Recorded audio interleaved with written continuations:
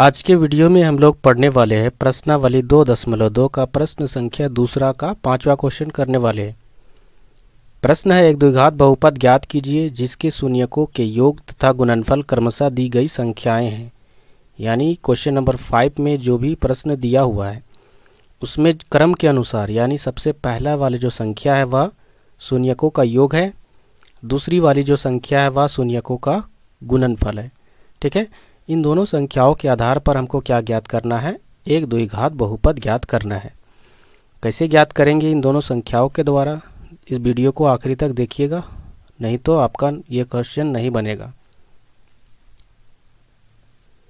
सबसे पहले हल लिखेंगे। हल लिखने के बाद प्रश्न में जो भी दिया हुआ है उसको पहले हम लोग लिखेंगे। क्या दिया हुआ है? शून्यकों का योग। ठीक है, तो वह शून्यकों का योग कहने का मतलब है पहला शून्यक को हम लोग अल्फा मानते थे प्लस दूसरे शून्यक को बीटा मानते थे, यही शून्यकों का योग है। ठीक है, यानी दोनों शून्यकों का योग हो गया। इसके बराबर क्या है? जो पहला वाला संख्या दिया हुआ -1/4, प्रश्न में तो यही बोला है कि क्रम के अनुसार है। अब हम क्या करेंगे? अल्फा प्लस बीटा का फॉर्मूला हमें मालूम है, क्या है? -b/a बराबर इसके बराबर -1/4 हो जाएगा, क्योंकि यही भी आपका इसी के बराबर है। अब उसके बाद फिर आगे बढ़ेंगे। अगले स्टेप में क्या करेंगे? दूसरा जो संख्या है वह शून्यकों का गुणनफल है, तो हम लोग लिखेंगे शून्यकों का गुणनफल यानी अल्फा गुने बीटा बराबर क्या होता है? c/a। अब यहाँ पर शून्यकों का जो गुणनफल है वह दिया हुआ है, क्या दिया हुआ? 1/4। तो यहाँ पर नीचे लिख सकते हैं 1/4 बराबर, ठीक है। अब यहाँ भी 1/4 लिख सकते थे, कोई दिक्कत नहीं है। तो यहाँ पर क्या हो जाएगा? 1/4 बराबर c/a। ठीक है, अगले स्टेप में क्या करेंगे? ध्यान से समझिएगा। भिन्नों की तुलना करेंगे। यहाँ एक भिन्न है,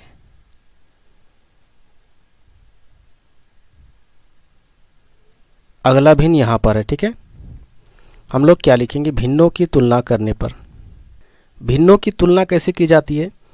तो बराबर के इस साइड जो भी भिन्न रहता है, बराबर के इस साइड वाले भिन्न के हर के बराबर हर को किया जाता है और अंश के बराबर को अंश को माना जाता है। ठीक है, तो यहाँ भी वही हो जाएगा।